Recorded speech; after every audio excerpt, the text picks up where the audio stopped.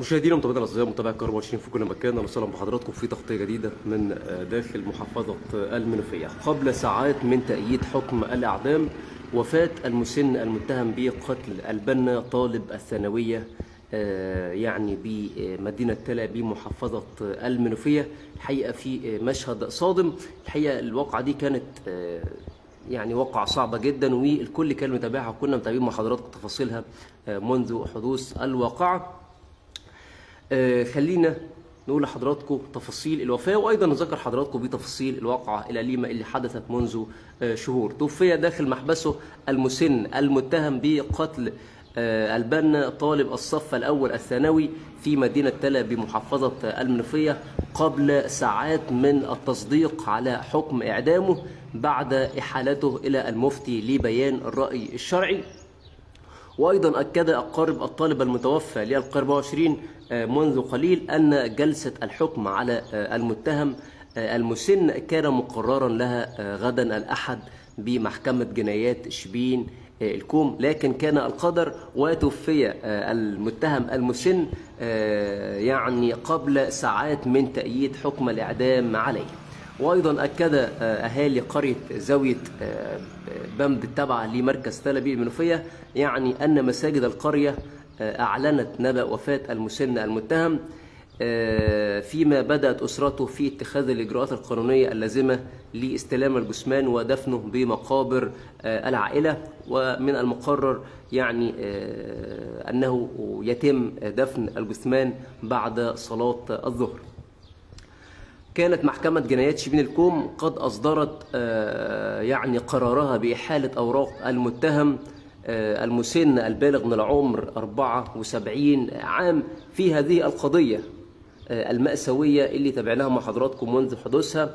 المتهم زي ما قلت لحضراتكم مسن بيبلغ من العمر 74 عام في واقعة مقتل الطالب أحمد البنا صاحب 16 عام، الطالب بالصف الأول الثانوي والمقيم بعزبة الطوخي بدائرة مركز تلا بالمنوفية. تعود تفاصيل الواقعة إلى تلقي الأجهزة الأمنية بالمنوفية بلاغا من مستشفى تلا المركزي بيفيد بوصول الطالب مصابا بطعنة نافذة أودت بحياته، وفشلت محاولات إنقاذه، ويعني في مشهد مأساوي جدا. وعلى الفور انتقل فريق من مباحث مركز شرطة تلا إلى مكان البلاغ، وبالفحص تبين أن المجني عليه لقي مصرعه على يد مسن عقب مشادة فيما بينهما، وتم ضبط المتهم سريعا وتم سماع أقوال شهود العيان، وأيضا تم الاستماع إلى زملاء الطالب وأسرته، وتم استكمال التحقيقات في الواقع. حقيقة يعني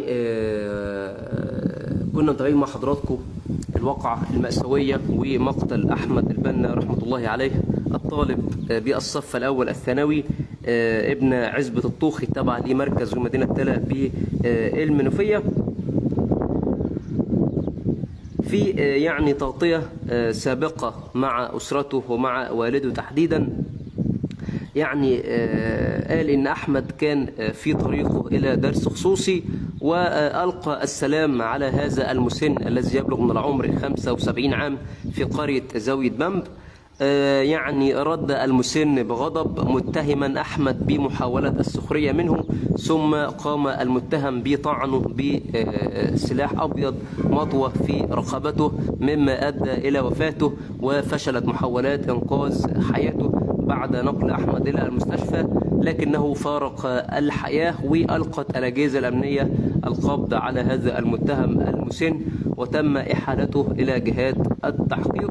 وقررت محكمة جنايات شبين الكوم إحالة أوراق المتهم إلى فضيلة مفتي الجمهورية تمهيدا لإصدار حكم بالإعدام، ولكن كان القدر وقبل موعد جلسة النطق بالحكم بساعات اللي كان من المقرر لها غدا توفي المتهم داخل محبسه، مما أدى إلى إسدال الستار عن القضية دون تنفيذ الحكم القضائي.